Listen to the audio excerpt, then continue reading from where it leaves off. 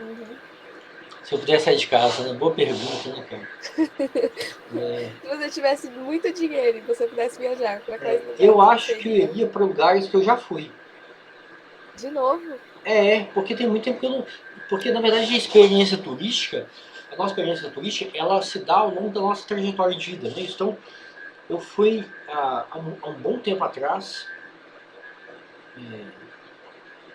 Deixa eu só checar aqui. Quem que é Barto?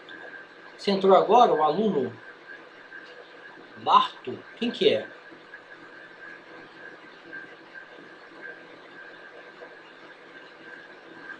Hein? Você quer se apresentar? Você entrou agora? Essa primeira aula você assiste? Barto? Quem que é Barto? Hein? Pode falar. É o Davi, senhor, ele colocou no chat. Ah, tá. Outro. Ah, então é o Davi, né? Ah, então tá bom. Beleza. Mas eu acho que eu iria para Portugal, para Espanha, lugares que eu já fui. E tem muito tempo que eu não.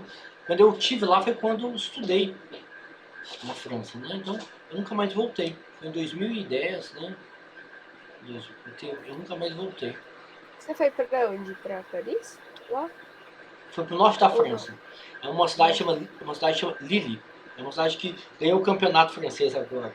Ah, sei. Em cima do PSG, do Neymar, que é aquele time todo afetado, todo mundo é caro, né? O Lille é um time pequeno, né? É tipo o América, entendeu?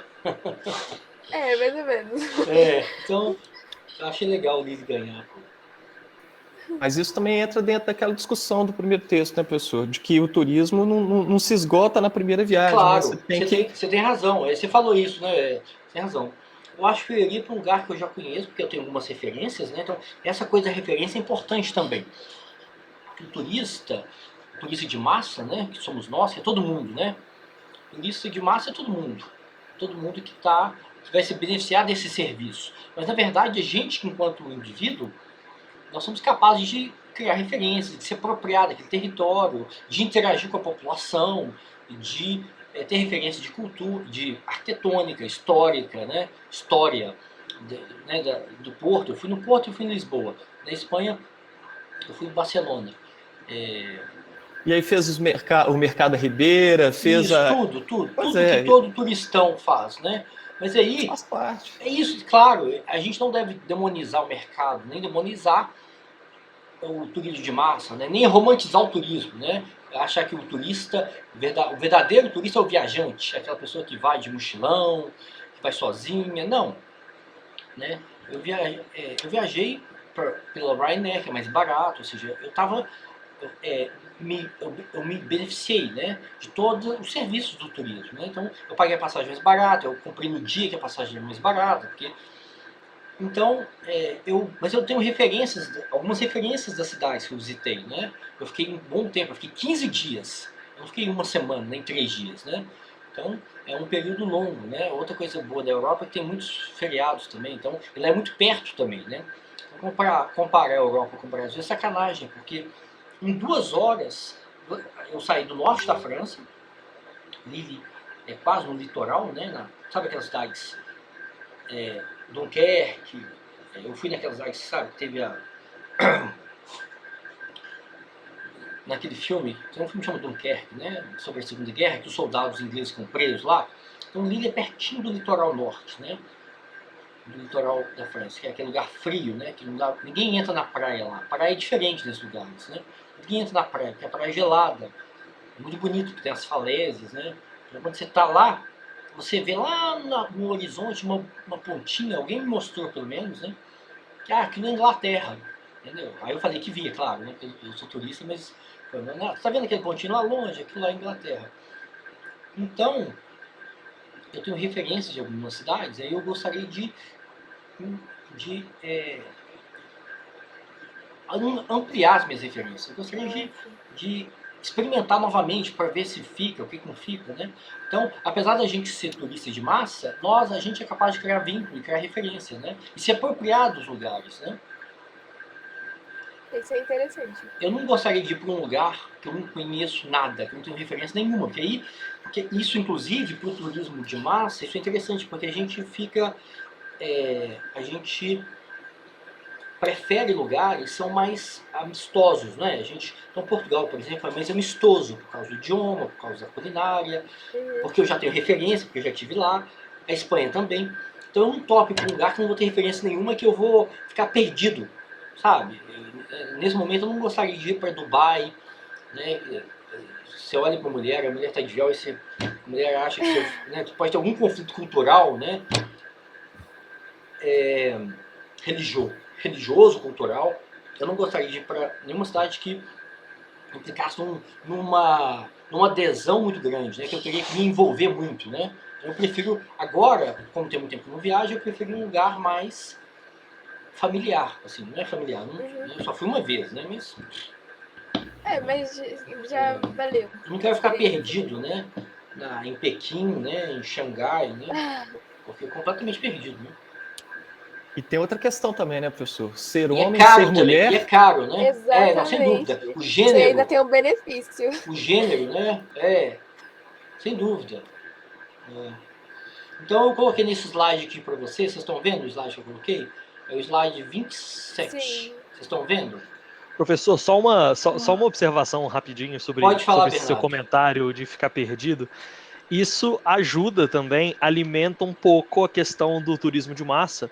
Quando você pega grandes empresas que vendem pacotes prontos, com guia falando português, para esses lugares completamente diferentes, né, com cultura, línguas completamente diferentes da sua. Então você pode ir para a China, pode ir para Coreia, Mongólia, qualquer lugar. Sim. Isso favorece esse tipo de mercado. Então, até quando isso é uma imposição do mercado ou uma necessidade do público?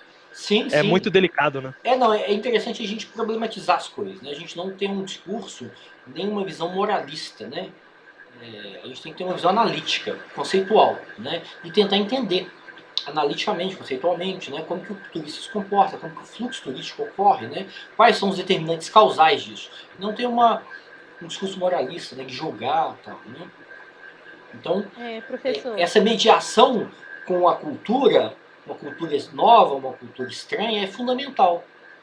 Né? Então, o turista, as agências de viagem, hein, Débora, só para reforçar isso que o Bernardo falou, a agência de viagem, quando ela põe um tradutor, né, quando põe um intérprete, quando põe um mediador, né, que vai mediar aquele grupo de idosos, aquele grupo de pessoas do interior de São Paulo, do interior de Minas, de Uberlândia, aquele banho de caipira que fala porteira, né, e vai para Dubai, vai para a China, as pessoas realmente se sentem seguras mesmo. Então, é necessário mediar uma cultura nova, com uma religião diferente, né, com uma alimentação nova. Então, esse mediador, aí a gente tem que pensar também na trajetória do indivíduo, né? A gente tem uma trajetória e a gente volta naquelas experiências turísticas, né? Então, essa trajetória da gente, ela vai se modificando. Então, eu viajei para Sabará com a minha mãe, depois nunca mais viajei para Sabará, porque viajar para Sabará é deprê, né? Não dá status. Aí depois eu comecei a viajar sozinho. Então a gente volta nos lugares que a gente viajou com a família, com o pai, com a mãe, depois a gente volta nos lugares. Então a nossa trajetória é uma trajetória de buscar referências, né? Buscar se apropriar. Pode falar, Débora. Então, eu ia falar justamente isso, complementando o que o Bernardo falou. Eu acho que é mais rentável até para essas empresas fazerem isso em lugares mais fechados, onde não vão tantos turistas, onde eles não são tão receptivos com os turistas, de falar uma língua diferente. Eu vejo que tem muitos lugares assim que o pessoal... eu já ouvi falar que na França o pessoal não é tão receptivo, eu não sei. Não sei se isso é só um estereótipo, mas o pessoal não é tão receptivo com as pessoas que já chegam falando inglês. Aí, contratando uma empresa que faz isso para eles, eu acho que é até mais rentável para a empresa também. Todo lugar que tem um fluxo turístico muito grande acaba tendo um antagonismo da população local, né? Da população que trabalha, que tem que chegar cedo no trabalho, tem que pegar o metrô, que está preocupada que precisa se deslocar, que precisa ter acesso aos serviços do bairro, né? Então, quando o bairro tem um fluxo turístico gigantesco, né? Tem uma horda turística, isso incomoda as pessoas, isso atrapalha as pessoas, né? Isso é no mundo inteiro, né? Em Paris, em qualquer cidade do mundo, que as pessoas estão na vida, que estão preocupadas em chegar em Barcelona, e etc. No carnaval aqui em Belo Horizonte, né? Que é um bom exemplo para a gente discutir, né? O carnaval que em 2020, antes do isolamento, né? no Carnaval de 2020 recebeu 4 milhões de pessoas, eu acho, né? Então, esse fluxo turístico intenso, obviamente, tem impacto sobre a população, né?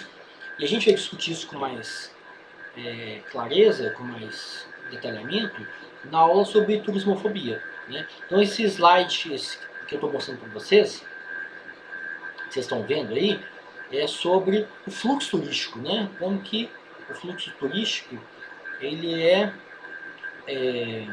a escala dele é impressionante, né? Quando vocês veem aí, os países, né? Então a França recebeu 84 milhões de pessoas em 2015, né? Se eu pegar dados mais atuais, 2020, né?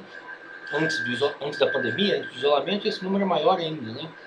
Então os Estados Unidos recebeu 77 milhões de turistas, turistas estrangeiros, né? Que a gente está falando, né? Não é turismo doméstico, né? Porque o turismo doméstico é muito maior, né?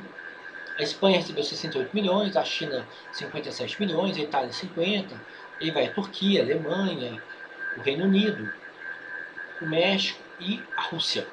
Então são países que, se a gente for ver o fluxo turístico internacional, né, maciço, né, a magnitude dele é norte-norte, né, é dentro da França. Né, então são turistas ingleses que vão para a França, são turistas ingleses que vão para a Itália, são turistas do leste europeu que vão para Paris, para a França, né? Para a Espanha. São turistas dos países escandinavos, né? Do norte da Europa, Dinamarca, Suécia, Noruega, Finlândia, né? Que vão para o sul da Europa, né? Que é a Espanha, vão para o Mediterrâneo, Espanha, Portugal e França. Então, o fluxo turístico internacional é muito concentrado, né? Então, esses dados, eles sintetizam isso, né? Como que a escala de visitação, né, de consumo turístico é gigantesca, né? Então, imagina a França receber 85 milhões de turistas estrangeiros, né? Então, você sabe qual é o número de turistas estrangeiros que o Brasil recebe por ano? Você sabe, só para a gente comparar, só para vocês terem ideia da magnitude disso? Gente, vocês sabem? Alguém aqui é bem informado? Vocês se informam? Vocês têm algum número, alguma estimativa? É um valor muito aquém. A gente não, o Brasil inteiro não chega a Paris, por exemplo. Fica longe de Paris, só Paris. Não, é menos de 10% do que a França, bem menos de 10%. Talvez seja um pouco mais, 5% do que a França recebe por ano, né? Por quê? Não porque as pessoas não gostem do Brasil. 7 milhões, né, pessoal? E desses 5, 7 milhões, 5 vão para o Rio de Janeiro. Exatamente. Ele é extremamente concentrado. Então, quando a gente recebe 6 milhões por ano, esse número é extremamente concentrado em Natal, Bahia, né, Salvador e etc. Fortaleza é uma cidade que concentra muito fluxo turístico internacional, né? Então é um turismo de praia, sol e praia, né? Que é Fortaleza, Natal e Salvador, e no Rio. Isso concentra a maior parte desse fluxo turístico internacional no Brasil, né? Então você vê como que o fluxo turístico e o mercado turístico se apropria pouco da cultura brasileira, né? Pouco do interior, né? De Mato Grosso, Minas ou Amazônia, né? Manaus, Belém, né? Que é uma cidade que alguém falou, né? Poucas pessoas falaram do norte do Brasil, que é tão interessante, tão rica, né? Tão diferente do Sudeste, né?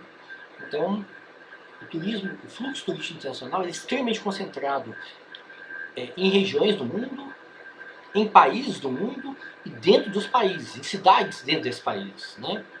Então isso, a gente pode perceber isso aqui em Minas ou no Brasil, né?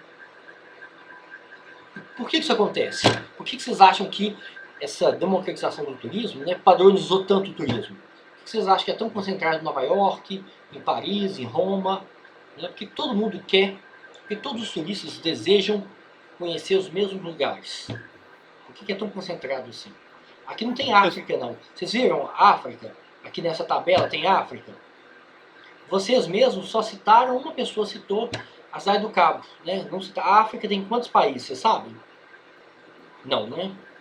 Claro que não. A gente ignora, né? A gente não conhece nada da história da África, a gente é ignorante. qual que é a riqueza cultural e histórica da África? Também a gente não desconhece, né? Então, um dos efeitos dessa concentração do fluxo turístico, que o mercado faz isso, que os próprios turistas fazem isso, que as cidades fazem isso, cidades europeias são muito competitivas, né? Elas promovem muito os seus atrativos turísticos, né? Através da publicidade, do marketing, de pacotes, né? De hotéis, etc. É essa super concentração, né? Mas pode falar, Valqueiro. Então, professor, primeiro, quando você fala que ninguém citou, porque você falou quem gostaria de conhecer, não os que você conhece, né? Então, conheço Manaus, conheço Belém, são cidades belíssimas, né? Não, sim. Mas, eu estou falando assim, desejo de conhecer, né? E aí quase ninguém citou a África. Pois e você limitou a 2 também, né? Cairo, então fica mais difícil. Cairo, as pessoas falaram Cairo, o Egito, né? Que todo mundo vai, né? Tem um fluxo turístico gigantesco, né? Da Europa para lá, da Ásia para lá, e as cidade do Cabo. Uma pessoa citou a cidade do Cabo. Então, quais são as causas? Olha para essa tabela, pensa que todo o impacto gerado, todos os impactos que o turismo de massa causa nos territórios. Pensa que dentro da França são poucas cidades. Pensa que dentro dos Estados Unidos também são poucas cidades. Né? Quais são as causas dessa superconcentração do turismo? Talvez volte a ideia de por que se viaja, né? A gente viaja para quê? Então, primeiro, você vai ter que ver alguma coisa diferente do que você está acostumado a ver, né? Eu acho que um Coliseu da vida, as pirâmides, o Pártenon são motivos por si só para se visitar, né? Aí quando a gente volta com a nossa comparação, Belo Horizonte tem o Mineirão, tem a Pampulha, então o grau de adesão também é diferenciado, né? Aqui, por exemplo, não tem nenhum outro país da América do Sul. O máximo que tem é a América do Norte, que é o México e os Estados Unidos, né? Então, o que se vê no México diferente do que se vê, por exemplo, no Chile ou na Bolívia, sabe? Tem coisas maravilhosas nesses países, só que a condição do país, isso tem muito a ver, né? Eu sou louco para ver o Irã, conhecer o Irã, mas eu não tenho coragem de ir para lá. Então, só você seguir a cartilha. Se você for para um lugar desse, tem que seguir a cartilha. Não pode fazer nenhuma gracinha. Você viu o turista francês foi preso agora no Irã? Filmando de drone. Espionagem. O cara pode pegar pena de morte, cara. Sim. Se eu for no Irã, eu vou fazer tudo bonitinho. Assim como no Cairo. Né? Vou ser o turista mais previsível e massificado do mundo. Porque senão... Assim como no Cairo, né? Se você sai fora, tem a questão xenófoba, né? 01 xenófoba, e a questão cultural, né? De repente, você olhar diferente para uma mulher ou tocá-la faz com que você seja apedrejado lá em praça pública mesmo. Então, são vários motivos. Agora, é interessante também você comparar a quantidade de turista que vai e o valor que eles agregam ao país, né? O que de divisas o turismo traz, que é muito forte isso. A indústria do turismo, por exemplo, hoje em dia no mundo está quase quebrada, né? As pessoas estão com PIDs na mão. Não, hoje está tudo paralisado, né? Hoje está tudo paralisado. A gente está discutindo aqui o mundo como ele era até janeiro, até fevereiro de 2020, né? O mundo era basicamente um caos, mas um caos normal, né? Hoje a gente está num caos fora da normalidade. Então, quando a gente olha, por exemplo, quando vocês olham para o México aqui, quem que vocês acham, qual que é o perfil do turista, qual que é o perfil majoritário, né? O perfil estadunidense indo para Cancún. Exatamente, Então, a gente vê aqui, essa tabela aqui, às vezes as pessoas falam que número é pobre, né? Mas você tem que saber interpretar os números, né? Você tem que saber explorar os números. Então, quando a gente pega essa tabela, e com leitura, né? Analisando dados, né? Então, uma coisa importante para vocês, que vão formar, né? Aqueles que vão seguir no curso, né? É aprender a analisar e interpretar dados, né? Dados agregados, né? Dados de Minas, dados do Brasil, dados de fluxo turístico nacional e internacional, né?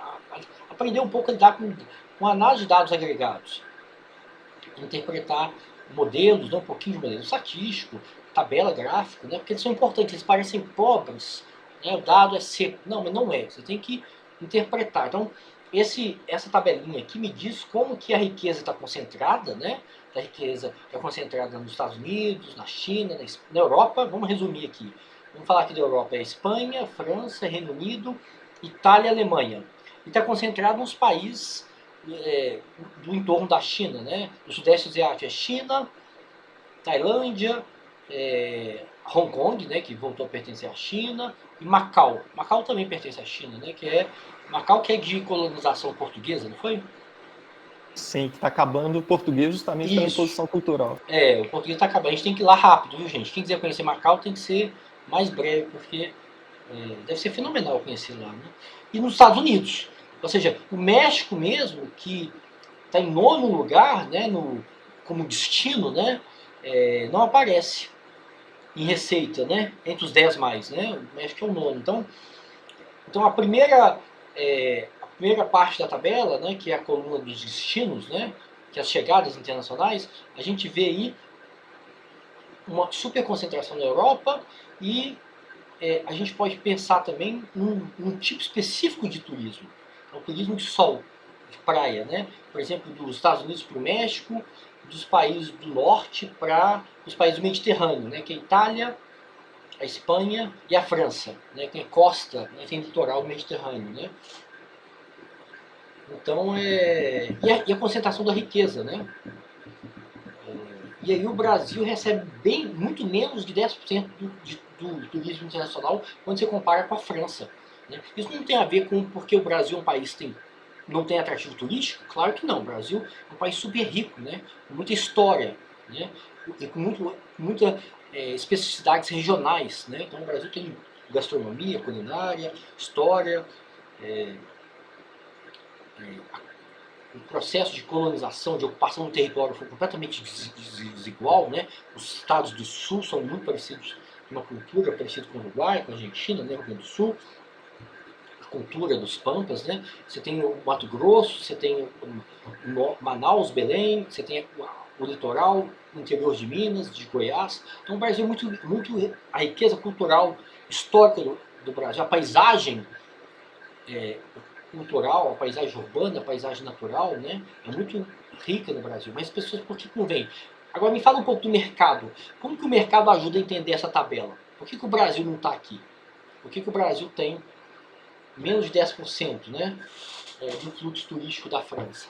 Me fala do mercado. Que desde a década de 70 vem aquela cultura de Brasil é carnaval, futebol, sabe? E a exposição da mulher. E aí começou a tentar mudar isso. Tinha a mulata, né? Exato, mulata de exportação, a Sargentelli.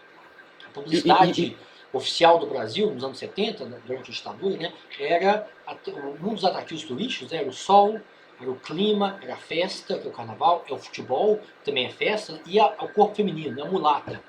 Então o regime militar, e as empresas também, no mercado, até hoje, né, colocam o corpo feminino, né, como atrativo, como se a mulher brasileira fosse mais sensual, né, fosse mais fácil, tivesse mais disponível, né, e mais sensual. Fácil eu não diria, mas mais sensual. Não, sim, mas tem a ver com isso. Não, mas a publicidade, ela mostra o corpo feminino como um corpo mais acessível, como se as mulheres brasileiras ficassem nuas o tempo todo, não é isso? Sim. Mas na praia é isso, né? Na praia a ideia é Belo Horizonte, em São Paulo, as mulheres estão nuas, né? Não é assim, né? Então, esse imaginário é construído pelo mercado, né? Sim. E tem a ver com como se aqui fosse uma sociedade mais liberal. A gente sabe que a sociedade brasileira é extremamente conservadora, né? O corpo feminino é extremamente... E é proibido o topless, né? Na Alemanha as mulheres fazem topless nos parques, quando não tem problema nenhum. Quando as mulheres aqui têm sexualidade, elas sofrem todo tipo de controle moral, né? Uma mulher que tem sexualidade como diria, é fácil, não se dá valor. Então, aqui tem um controle moral muito grande sobre o corpo feminino, né? Aqui, por exemplo, nos países europeus as mulheres podem abortar, né? Então, e aí as pessoas vêm para cá achando que o Brasil é uma sociedade liberal, né? E não é, né? É uma sociedade extremamente careta e conservadora, né? Pois é, mas aí, só para brincadeiras à parte, né, a visão nossa lá de fora é muito ruim. A gente é uma sociedade muito violenta, né? Quando parece um jacarezinho no noticiário internacional, é o Brasil, não é só o Rio de Janeiro. Claro. Então isso queima muito o filme. O Peru recebe muito mais gente do que o Brasil, muito mais, certo? E pessoas da América do Sul. As pessoas da América do Sul consomem a América do Sul. Só que pela barreira da língua, que começa a ser um dos problemas, né? O português é uma jabuticaba, literalmente, né? Quem gosta de jabuticaba é só a gente. já traz algo bem diferente, né? O espanhol consome o espanhol. Poucos portugueses vêm se aventurar aqui, né? E a questão da violência é outra, e a das grandes distâncias, né, pessoa? Porque a infraestrutura nossa é muito ruim, né? A gente não consegue cruzar o Brasil de fora a fora por estradas, então tem que ser por via aérea. E aí tem outras questões de infraestrutura, da língua, que são impeditivos para a gente aumentar o fluxo internacional, pelo menos. É isso mesmo, ou seja, na verdade é um modelo complexo. São muitas variáveis que explicam, não é uma variável só. Você tem barreira da língua, você tem um custo, né? O custo de viajar no Brasil é muito alto.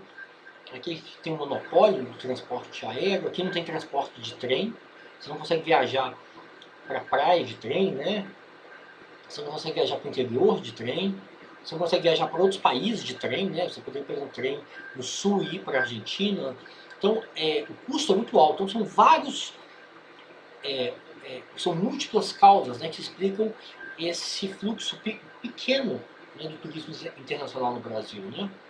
Não é uma causa só, são várias, né? O Brasil é riquíssimo, tem milhares de atrativos, né? Tem 5.800 municípios, mas o custo é alto, a barreira da língua, a violência, né? É um país extremamente violento, então são muito... ou seja, o fluxo internacional norte-norte predomina, né, no mundo, né? Então, outro ponto, outro slide que eu queria explorar. Então, há uma concentração do fluxo turístico, há uma concentração da riqueza gerada pelo turismo internacional, né? Outro slide que eu queria destacar para vocês é o slide 37, né? Como que o mercado, vocês estão vendo aí, dessa multiplicação e segmentação do mercado, né? Vocês estão vendo aí que tem dezenas de... O mercado turístico, ele busca essa segmentação no sentido de padronizar, né? De aumentar esse fluxo turístico, né? Então você tem uma segmentação absurda. Você tem turismo infantil, turismo juvenil, turismo terceira idade, quarta idade, turismo étnico, turismo esportivo, turismo espacial, turismo ecológico, turismo gastronômico, turismo virtual, turismo genealógico, ornitológico. O que é turismo ornitológico? Vocês sabem? Alguém aqui já fez turismo ornitológico? Observar patas. Um tédio, né? É quase pescar, né? Quase você morre de tédio, né?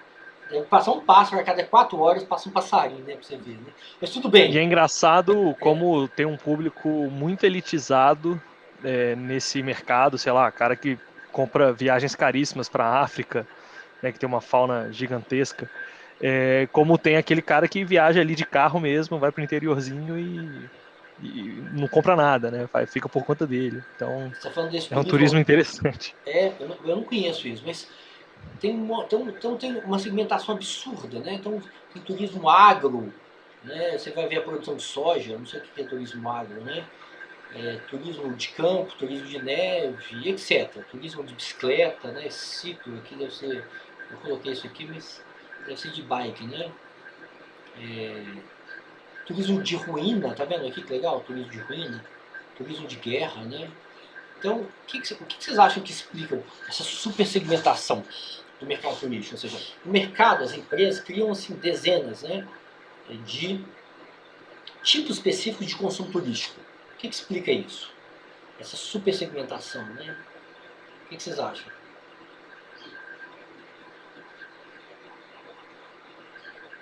Turismo de jogo, né? Escalabilidade, professor. Se a gente não segmentar, não tem como a gente se organizar, né, de uma forma eficiente para poder escalar para mais imóveis e hotéis. Entendi. Você acha que é uma dinâmica econômica, financeira que explica isso, né, do mercado, é isso? Sim. Entendi. Mas tem a ver também com esse mercado, né? Você acha que você segmenta demais, então você vai atrair os turistas, né? Então você cria com experiências mais padronizadas, né? Tem a ver com a própria dinâmica do mercado, né? Professor, lá no slide anterior tinha a Tailândia. Tailândia é um turismo sexual, né? Não é só das praias, né? Aí a gente teria que estudar, Valquir, a gente teria que ler textos, né? Eu acho que deve ter pouco texto em português, a maioria da produção no campo do turismo em inglês, né? Fica as maiores universidades que estudam turismo, né? Tem uma produção acadêmica nesse campo, são na Inglaterra, tem Israel também, nos Estados Unidos e tal. Então a gente teria que conhecer um pouco da literatura internacional para conhecer um pouco desse fluxo turístico, né? Eu não conheço, né? Se eu fosse chutar, as pessoas falaram aqui em Bali, lembra quando a gente fez uma pesquisa aqui? Conhecer Bali, né? Então aquele turismo de aventura, turismo de sol, de praia, né? E tem turismo sexual também, sem dúvida, né? Em Amsterdã, por exemplo, Amsterdã também tem um fluxo de turístico sexual, né? Todo mundo conhece. É engraçado que o turismo sexual, a publicidade, o mercado turístico, né? O marketing, ele é tão eficiente que o turismo sexual em Amsterdã, acho que em Bali também, na Tailândia também, mas principalmente em Amsterdã, ele chega a ser até um turismo romantizado, né? Vocês acham? Não parece light, não parece que não tem exploração, né? Que não tem violência, que não tem... Amsterdã, vocês têm a impressão de que é romantizado? A gente fala em turismo sexual em Amsterdã, parece que lá é mais civilizado. Mais civilizado, como se não houvesse... Né? E aí quando você olha turismo sexual, né? Das mulheres do leste europeu, né? Tem um tráfico de pessoas para turismo sexual. Tráfico de pessoas, tráfico de seres humanos, de mulheres do leste europeu, né? Mulheres brancas, né? Que são exploradas no mercado de prostituição na Espanha, na Alemanha, na Holanda, etc. Né? E quando você vê documentário sobre isso, você fica chocado, né? Mas quando Amsterdã o marketing, a publicidade foi tão eficiente, né? E é um destino que atrai todo mundo, né? Então quando você vai lá, eu fui lá quando eu morava, né? Aí eu passava lá, né? Obviamente eu passei lá como turistão, né? Tava eu, minha mulher e meu filho, né? Aí meu filho ficava assim, por que elas estão peladas? Eu, não, vamos ali e tal. Mas por que elas estão peladas? Ele ficava perguntando, ele ficava querendo ter, mas então distrai e tal. Aí não conseguia explicar para ele, né? Ele era muito pequeno, né? E aí você tem um fluxo gigantesco de turistas lá que não vão para consumir sexo, né? Vão para ver como que é aquilo, né? Como são aquelas vitrines, né? Como que são aquelas mulheres expostas, né? Naquelas vitrines, né? E que é uma coisa, uma objetificação, né? Do corpo feminino, tem toda uma questão ética aí, né? E que a gente naturaliza, o turista naturaliza, isso que eu estou falando, quando eu fui lá você naturaliza, você acha que é legal, você não problematiza, né? Pode falar. Eu não tenho também leitura não, mas eu acho que a Tailândia foi um dos primeiros países a fazer a operação de sexo, eu não sei como é que fala, de adaptação sexual, né? De mudança de gênero, você está falando? Isso, exato. Sim, é verdade. Mas eu também não conheço a literatura sobre isso. Mas lá é famoso por isso, né? Então, olha como que o marketing é importante, né? Amsterdã é uma cidade que todo mundo deseja ir, né? Deseja conhecer, né? E lá tem um mercado de sexo, né? Grande, né? Então, sobre essa segmentação, sobre essa segmentação, o que vocês acham? O que explica, né? Turismo bariátrico, você sabe? O que é turismo bariátrico? Você sabe? Alguém aqui já fez turismo bariátrico aqui? Tem ideia do que é isso? Eu também não. O que é isso? Não faço ideia. Eu também não faço ideia. Eu conheço turismo para comer, para engordar, né? Esse é fácil. Eu só quero conhecer. Em todo lugar que você vai, você come. Turismo bíblico. Seria para fazer plástica bariátrica? Eu pensei nisso. Eu não sei, eu nunca li sobre isso, mas está aqui, né? Eu já recebi uma italiana que veio fazer plástica. No Brasil, aqui? Aqui, sim. Que é mais barato? Uma clínica. Por que ela veio? Porque é mais barato? Muito mais barato. Então, ela veio para fazer plástica e eu levei para conhecer algumas coisas em Belo Horizonte e tal. Entendi. Esse turismo de saúde, ele a gente precisa explorar mais isso, discutir, né, analisar mais. Ele é muito forte, né? Turismo de transplante, tem um mercado de transplante no mundo, né? Não sei se vocês sabem, mas tem esse mercado na Índia. Uma das coisas mais bizarras, né? Você pode imaginar. Então, tem o mercado de consumo de drogas, por exemplo, né? No México, em outras cidades que você consegue legalizar, né? Tudo isso é muito caro, né? Tudo isso é um turismo de elite. De saúde, de cirurgia plástica, como a Glaucia deu exemplo para a gente, né? Tem até um mercado de adoção. Vocês sabem disso? Um turismo de adoção, uma coisa maluca, né? Então, o turismo é um dos lugares, um dos espaços sociais, né? Mais bizarros, né? Que a gente pode imaginar, né? O mercado sexual, o mercado de cirurgia plástica, de adoção, de casamento. Também as pessoas casam, né?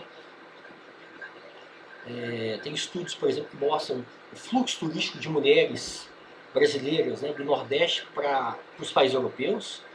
Tem uma antropóloga de um centro de pesquisa feminista da Unicamp, que é a Universidade de Campinas, né, chama PAGU, o centro de pesquisa, que é um centro de referência, né. Daqui a pouco eu vou lembrar o nome dessa antropóloga. Tem um texto dela que eu uso, acho que eu dou para vocês esse texto, e que ela discute o mercado de casamento brasileiros na Europa, né? Como que os turistas vêm, os turistas europeus vêm para o Nordeste, né? E acabam voltando muitas vezes, acabam criando uma referência e vínculo, né, com as cidades e com as pessoas, né? E aí não passa pelo mercado de prostituição, não passa pelo mercado de sexo, mas tem uma interação afetivo-sexual, e aí as mulheres acabam namorando com os caras, né, com os europeus, esses turistas europeus, e acabam migrando para a Itália, para a Holanda, né? Então você tem um fluxo aí constante, né, permanente, de turistas europeus que vêm, se envolvem com as nativas, né, as mulheres brasileiras, e obviamente é uma relação desigual, né, assimétrica, né? Os homens têm mais status, têm mais renda, têm mais escolaridade, as mulheres são muitas vezes, a maior parte, né, tem baixa escolaridade, baixa renda, são negras, né, são não brancas, né? Então você tem uma simetria aí entre os homens europeus e as mulheres brasileiras, e aí elas acabam casando, né? Vão viver na Europa, né? Tem esse fluxo. Tem nos Estados Unidos também para o green card, né, pessoal? Também. Por que vocês acham que não tem homens? Né, que os homens brasileiros não vão para a Europa casar com as mulheres europeias? Por que o contrário? O que vocês explicam? O que explica isso? O que vocês acham? Professor, eu acho que é o que a gente estava comentando mais cedo sobre a sexualização da mulher, né? Tanto é que sempre quando rola um assunto, principalmente aqui em casa, minha mãe sempre fala que o gringo ele é doido com brasileira e as gringas não estão nem aí pra gente e tal, pros homens, né? Então acho que é por causa disso. O homem não teve esse marketing, que bom, né, que não teve, porque teve uma objetificação e lá fora se resume, né? Você vai ver em qualquer vídeo do YouTube, se você perguntar pros caras lá fora o que eles acham do Brasil, eles sempre vão falar das brasileiras, enfim, do corpo e tal, esse tipo de coisa. Então acho que é por isso. Você tem razão, né? Quando essa antropóloga, vou lembrar o nome dela daqui a pouco, depois vocês acham o emento aí, deve ter um emento aí. Essa antropóloga, ela, deixa eu abrir aqui embaixo, ela estuda, ela entrevista as mulheres, entrevista os turistas, né? Então é legal como que as mulheres acabam romantizando os caras, né, os europeus, e desqualificam os brasileiros, né? E romantizam a vida na Europa, né? E os europeus, os turistas europeus que casam, eles acabam também tendo uma visão muito estereotipada da mulher, né? Como se a mulher brasileira fosse mais... a mulher europeia seria mais igual, né? Em termos de acesso à educação, escolaridade, autonomia do corpo, né? Em grande parte dos países europeus, por exemplo, o aborto é legalizado, não é crime fazer aborto. Fazer aborto é uma questão de saúde pública. E a mulher tem autonomia, né? Na França, por exemplo, onde eu morei, eu vi a ministra da Saúde, do Sarkozy, quando eu fui, o presidente era um presidente de direita, né? Nicolas Sarkozy, a ministra da Saúde falando da ampliação do aborto para meninos de até 16 anos, eu acho. né? E sem autorização dos pais, ou seja, a mulher tem completa autonomia, né? Sobre o seu corpo. Não precisa da autorização do marido, do namoradinho, né? Nem dos pais. Então são sociedades em que a desigualdade entre homens e mulheres é muito menor, né? E aqui não, aqui a simetria de poder entre homens e mulheres é enorme, né? Ainda mais se o cara for estrangeiro, né? Então é interessante isso, tá vendo como o turismo, na verdade, ele vai... O turismo é isso aqui, ó. Esse livro aqui, ó. O turista é um livro que eu comprei, que eu pedi para um colega comprar nos Estados Unidos, né? O turista como metáfora do mundo social, né? Então esse livro aqui é interessante, o turista como metáfora do mundo social, porque mostra como que essas relações de poder, né? Como que essas relações de gênero, de poder, então elas se explicitam no turismo. Então o turismo é um fenômeno, né, da economia, um fenômeno da hierarquia social, né? Então você tem essa segmentação, vocês não falaram não, mas essa segmentação passa muito também por uma distinção entre os grupos sociais, né? Então, por exemplo, a Vanessa, por exemplo, que é doida para ir para Sabará, né? Então a Vanessa, o consumo cultural, o desejo da Vanessa perto da Lara, que quer ir para o Cairo, quer ir para Dubai, então o consumo cultural, o consumo turístico, ele é um indicador de classe social também, uma proxy, né? Então ele mostra uma desigualdade, mostra essa distinção entre os grupos sociais, né? Então a Ana, por exemplo, Ana Coutinho, né, que quer conhecer Copenhague, né? Se você for perguntar para a população brasileira, a maior parte nem sabe onde que é Copenhague. Você sabe? Copenhague é onde? Dinamarca. É a capital da Dinamarca, né? Agora eu fiquei na dúvida, agora eu fiz a pergunta e fiquei na dúvida, mas tudo bem. Então, ou outra cidade, uma cidade, sei lá, da Finlândia, Helsinki, eu acho que é a capital da Finlândia, né? Então, essa segmentação dos destinos turísticos, né? Então é importante vocês discutirem isso também, que essa democratização, que na verdade tem a ver com a construção desses fluxos turísticos internacionais, né? Que cria essa supersegmentação do mercado turístico, essa supersegmentação, ela reflete essa distinção entre os grupos sociais, né? Então você tem turismos, você tem experiências turísticas da classe alta, da classe média, da classe popular, né? Vocês lembram aquela discussão que aconteceu no Espírito Santo? O prefeito, eu não lembro qual cidade, vocês lembram? O prefeito de Cabo Frio? Alguém lembra? Isso foi em 2019, 2020. Aí o prefeito de Cabo Frio começou a falar dos mineiros, que os mineiros são péssimos turistas. Vocês lembram? Alguém que consegue situar isso? Hein, gente? Não? Professor, Pode falar. eu acho que foi Guarapari, não, que ele Foi até Guarapari. queria proibir E o que foi? Você a lembra? questão de barracas na praia e essa demanda toda. Turismo de farofeiro, foi uma coisa assim, não foi? Isso, acho que foi assim. Teve uma época que teve até um programa de televisão que chegou aí lá levou realmente várias vasilhas de farofa para distribuir para o pessoal que estava, para fazer essa crítica. Tudo mineiro, né? Ao prefeito. Tudo mineiro, né? Aposto que era tudo mineiro, tudo farofeiro, né? Então, tinha esse prefeito, acho que de Guarapari, não sei, falando que queria um fluxo turístico mais elitizado, com mais poder econômico, né? Poder de consumo, né? Então, essa supersegmentação, na verdade, reflete essa distinção, né? Entre os grupos sociais. Os grupos sociais sempre buscam se distinguir, né? De um turismo popular, de fretar ônibus, né? Que vai para a praia. E aí você tem essas formas de... Uma das causas, um dos efeitos, dos impactos do grande fluxo turístico é justamente aquilo que alguém citou, que é uma depredação ambiental, depredação histórica, depredação do patrimônio cultural, do patrimônio histórico, né? E aí você acaba, muitas vezes, tendo que restringir, né, por causa da legislação ambiental, que é uma legislação muito complexa, e aí você acaba elitizando o consumo turístico, né? Então lá em Machu Picchu, por exemplo, que o Valquir, né, conhece, que deve ser uma experiência, né, fenomenal, né? Eu não conheço, não. Que vai aumentar o custo, né? Já é uma experiência cara. Eu tenho uma amiga que foi para lá. Já é uma experiência cara. Agora que, por causa do impacto desse turismo, desse fluxo turístico, né, gigantesco, se restringiu o período de permanência lá, a quantidade de dias na semana, no mês, né? Então o custo vai aumentar, claro, né? Vai ficar um turismo mais elitizado, né? E essa é uma discussão que a gente vai fazer também no trabalho intermediário. No trabalho intermediário eu coloco uns textos para vocês sobre o turismo virtual.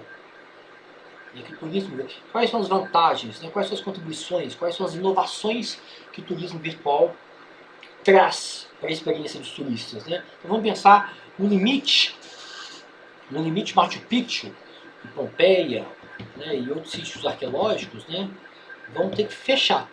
No limite eles vão ter que ser preservados, né? Como aquela caverna, vocês conhecem aquela caverna na França? Chama Caverna dos Bisões. Como chama? Eu esqueci o nome. Quando ela foi descoberta, foi nos anos 50, tem as pinturas rupestres mais complexas, né? Um conjunto de pinturas rupestres mais complexos conhecidos, né? Professor. Oi, pode falar. Então, tipo assim, quando eu fazia hospedagem, eles colocavam como turismo o ato de você sair de sua casa e ficar 24 horas ou mais lá. Aí, como que, tipo, o turismo virtual pode ser classificado como turismo, sendo que todo mundo fala que turismo é você sair de sua casa e, né, por qualquer motivo, seja negócio, seja por lazer, e ficar mais de 24 horas? Boa pergunta, Isabela. Isabela Tolentino, né? Ou seja, o melhor das perguntas é perguntas simples não implicam necessariamente em respostas complexas, né? Ou seja, eu vou discutir com vocês no trabalho intermediário, eu vou pedir para vocês escreverem no trabalho, né? Vocês serão avaliados, né? Quais são as inovações do turismo virtual, né? Quando que o turismo virtual ele pode ser mais rico, pode ser uma experiência turística, do que o turismo convencional, né? Então, respondendo a pergunta da Isabela aí, alguém aqui já leu ou já teve uma experiência de turismo virtual? Né? Alguém aqui já viu discussão, viu algum texto, alguma produção acadêmica ou jornalística, né, sobre o turismo virtual? Pode falar. O Airbnb, por exemplo, no meio da pandemia, quando o faturamento deles caíram, né, quase pela metade, que as cidades fecharam e tal, o CEO deles, o Brian Estes, fundou, né, um turismo de experiência com o objetivo de aumentar o faturamento, para a empresa não quebrar. Então, você consegue, por exemplo, visitar um país sem estar nele. A pessoa vai lá mostrando, você consegue também conhecer aula de violino, você tem aula de violino com um professor bem distante, né? Você tem uma sessão de música ao vivo com um pianista russo, por exemplo. Tem várias experiências nesse sentido, de um turismo virtual, né?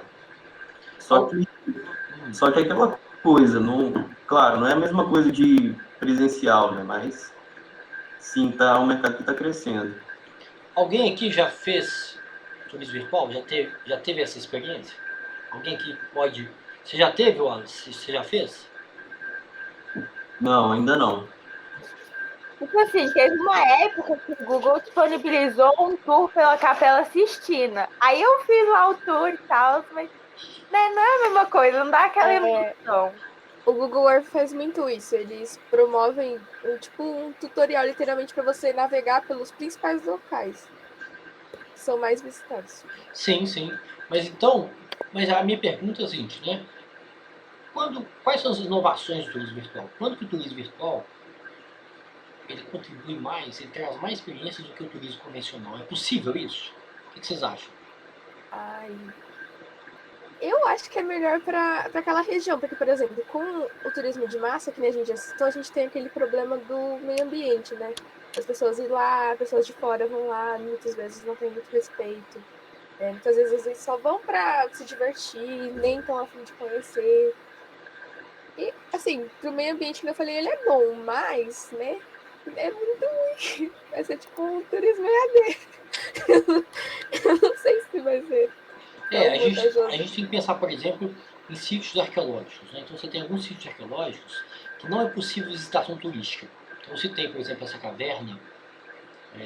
Eu vou lembrar o nome dessa caverna na França. Lascaux. Isso, é Lascaux. Então você tem alguns sítios arqueológicos, não é possível visitar centro turístico. Por uma razão muito simples.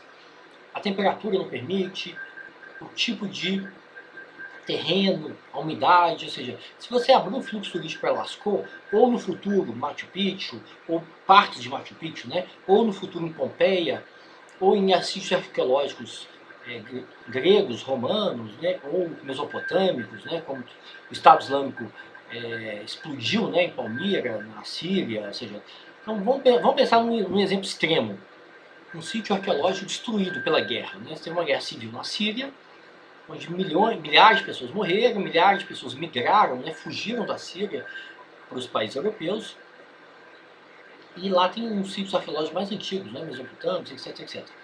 E esse sítio foi pilhado, roubado e explodido, né, destruído pela guerra.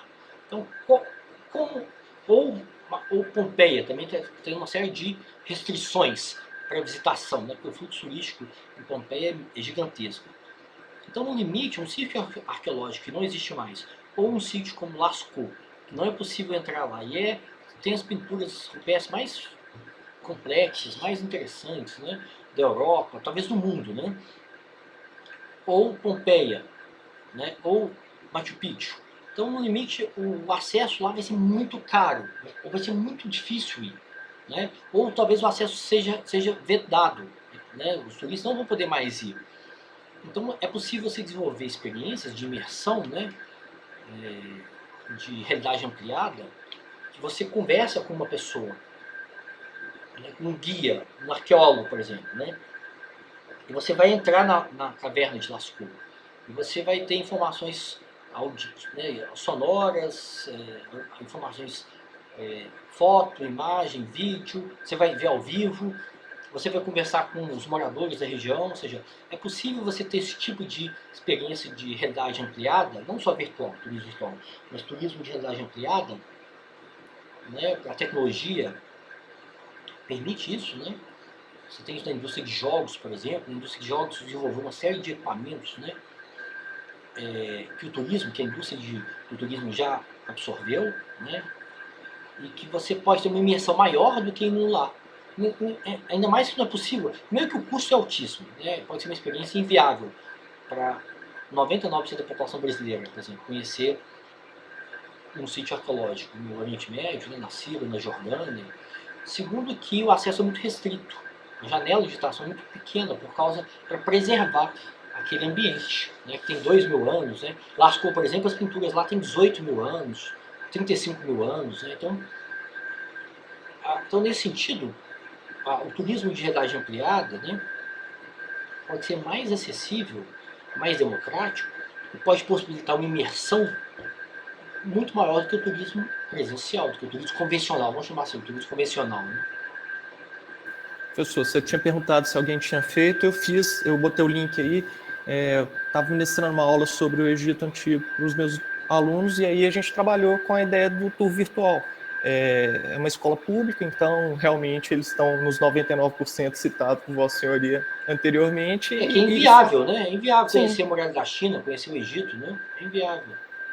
Então, eu acho que democratiza demais, mesmo que não se queira, se você chegar a ir nesse local, você tem um outro impacto, né? Você já conhece mais ou menos, igual o Street View, né? O Google. Você consegue hoje em dia andar pelas ruas da cidade, você conhece o endereço, você sabe aonde que vai, sabe? Saindo de onde você vai para onde, você consegue medir a distância. Então, nesse sentido, o turismo foi altamente, eu acho, talvez, das maiores indústrias que foi mais afetada pela tecnologia, pela alta tecnologia, principalmente pela internet, e nesse sentido de democratização, né?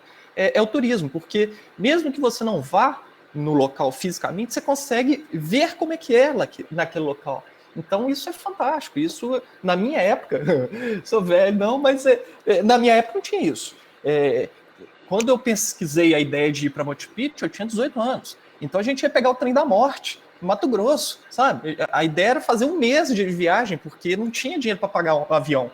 Então era tudo mochilão e tal. Então é o que você falou, era a minha viagem dos sonhos. Eu tinha aquilo como norte, aquilo ali eu ia fazer. Obviamente que foi 20 anos depois que eu consegui fazer, mas eu fiz, né?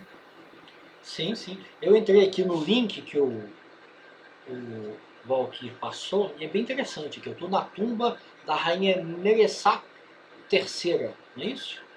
E aí, obviamente, eu nunca vou falar dessa rainha, mas obviamente se eu fizer o tour, eu vou ganhando informação, eu vou ganhando referência de onde está isso, né? Está perto do Cairo, está fora do Cairo, está no sul do Egito, né?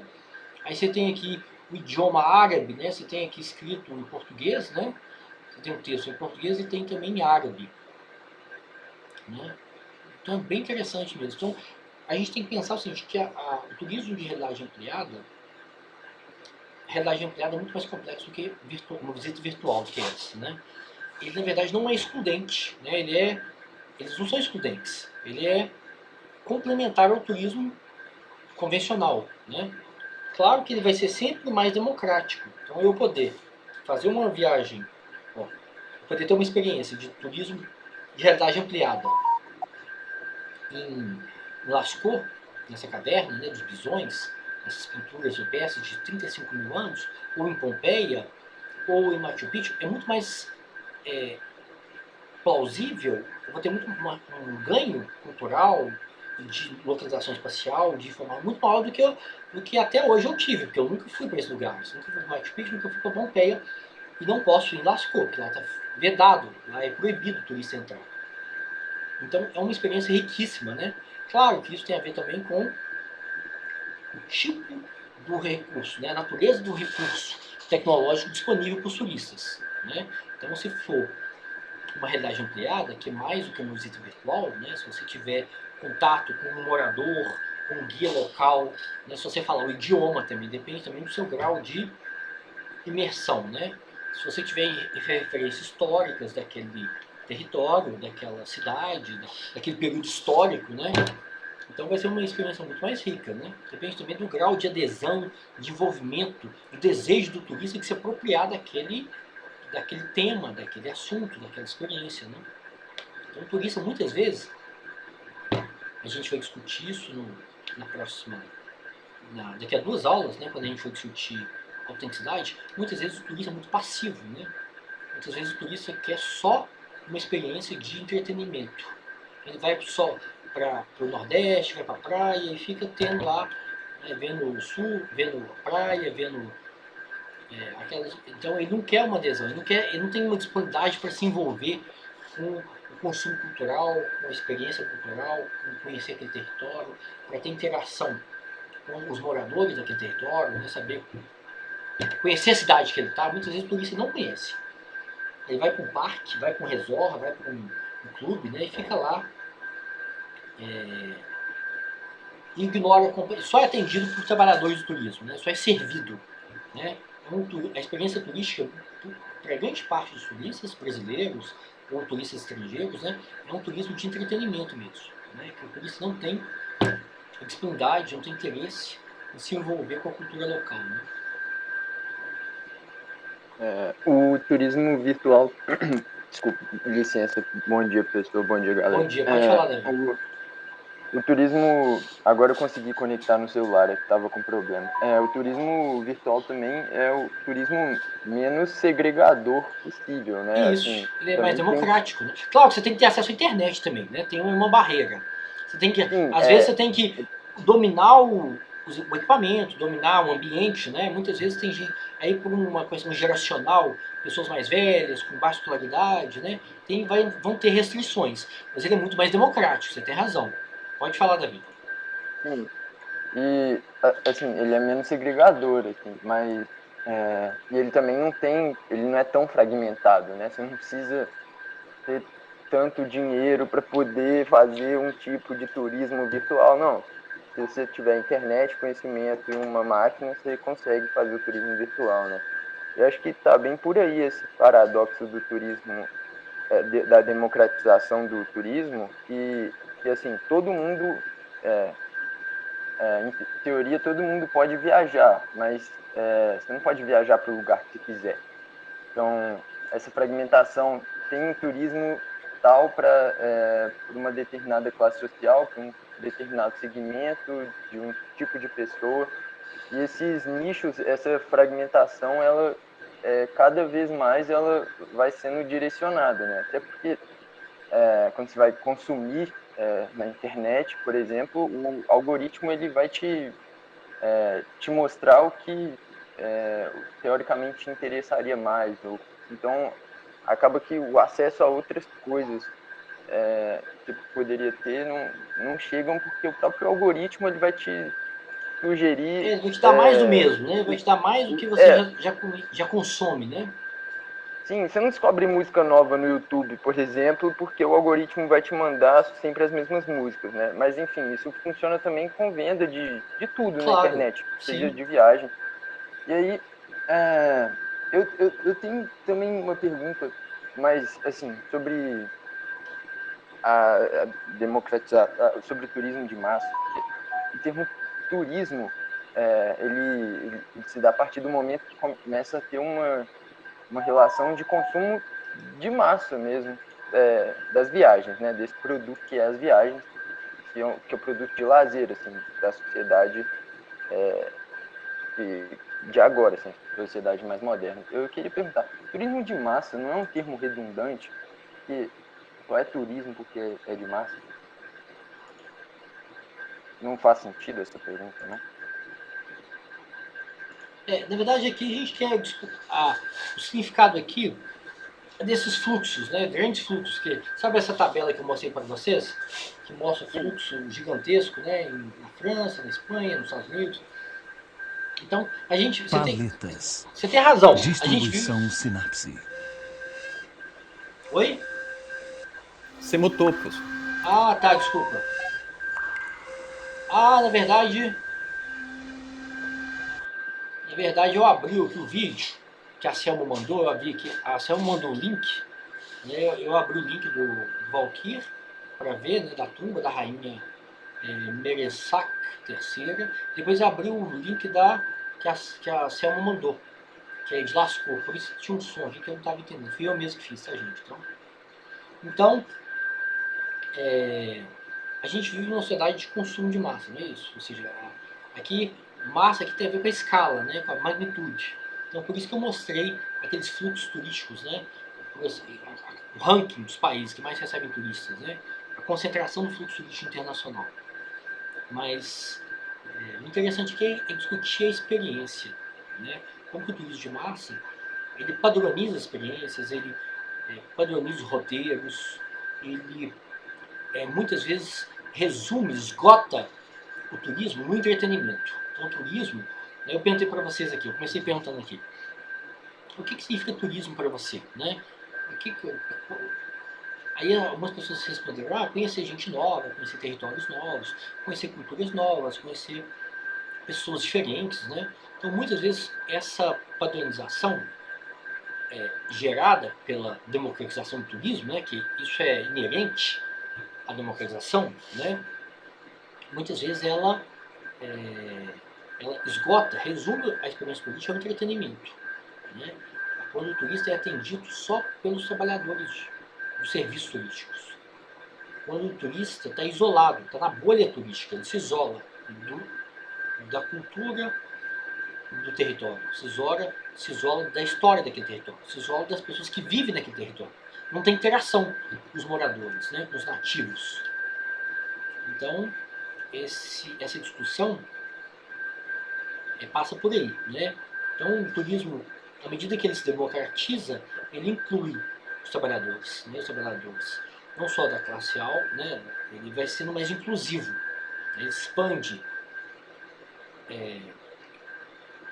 o número de pessoas e de grupos sociais que consomem a experiência turística, né? Então, isso é positivo. A gente vive numa cidade mais ou menos inclusiva.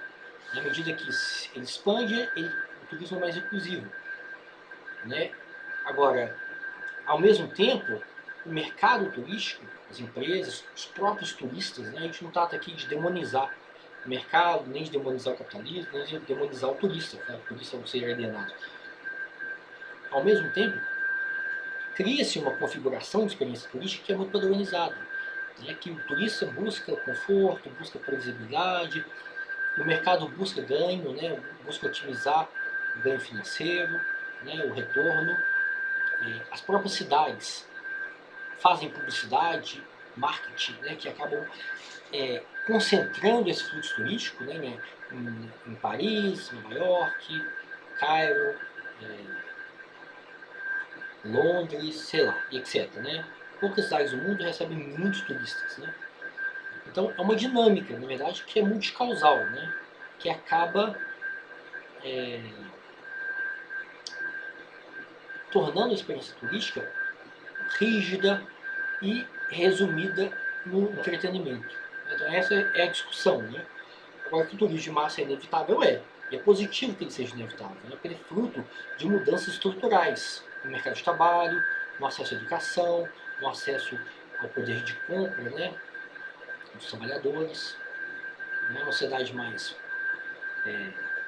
múltipla, mais heterogênea, né? Mas, então essa é a discussão, né? O que a gente está interessado aqui não é no número de turistas. Turismo de massa é fluxo turístico, é número. O que a gente está interessado é entender a dinâmica da experiência turística. Né? Às vezes a dinâmica da experiência turística é muito regulada, parece com um trabalho. Né? Você tem hora para chegar, hora para sair, lugares para visitar, lugares para não visitar, lugares para comer, lugares para comprar.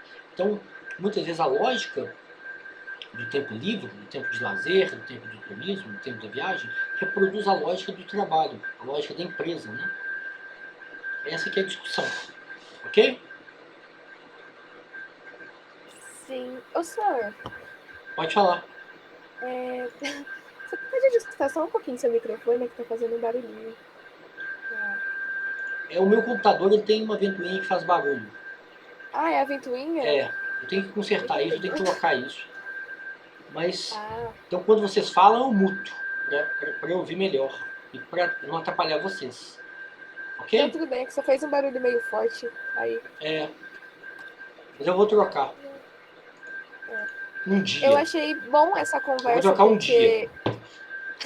Depende do dólar, né? Depende do mercado de informática, né? Que tá muito caro agora, então eu não vou trocar agora. Nossa, nem fala. Não parece a ventoinha, não. Parece alguma coisa do microfone mesmo, é um ruído. A ventoinha, ela faz um barulho diferente. São dois ruídos. Tem o da ventoinha e eu acho que é do microfone mesmo, professor. Ah, é? Que é um assobio constante, porque da ventoinha arma e desarma. Agora tá constante. Mas é porque ela fica ligada direto, esse que é o problema. Ela não desarma a porcaria. Pode ser o volume que está muito alto. Pode ser também, Ô, senhor, ela fica ligada, então tem que mandar limpar. Eu tenho que consertar isso. O meu também tava assim. Mas pode falar. Para mim foi bom essa conversa, porque no começo, quando você abordou bastante, principalmente o turismo virtual, eu até tinha esquecido de uma visita virtual que eu acabei realizando e do qual eu acabei tendo algum tipo de experiência com base no livro que eu lia na época, que era A Casa da Anne Frank. Então, realmente, o turismo virtual é que essa experiência do EAD no contexto geral não me deixa muitas boas resoluções, assim. Por mais que ela seja um pouco mais facilitadora, né? Mas antes do EAD, a gente percebe que dá realmente para aprender bastante com essas novas técnicas, esses novos métodos. E que nem eu ressaltei, né, que eu acabei mudando. A retomada dessa conversa, ela ajuda bastante a você enxergar os outros pontos que ficaram faltando, né? Que até então só tinha visto facilitar para não poluir o ambiente. Sim. Na verdade, não existe um tipo de experiência, né? Só de turismo de realidade ampliada e turismo virtual. Existem dezenas. A gente teria que ler. Eu vou passar os textos para vocês. Eu acho que eu não passei o texto do trabalho intermediário. O trabalho intermediário é sobre turismo de realidade ampliada. Eu vou passar os textos. A gente tem que ler e discutir isso melhor. Então, é muito amplo, né? As experiências são muito diversas. Então, você tem experiências muito pobres, né? Você tem experiências também muito ricas, né? Que você interage com a população local, você conversa, né, com o guia. Você pode ter uma imersão maior do que um turismo convencional, né? Um turismo in loco, né? Mas isso é uma coisa nova também, né? Que vai está sendo desenvolvida ainda, né?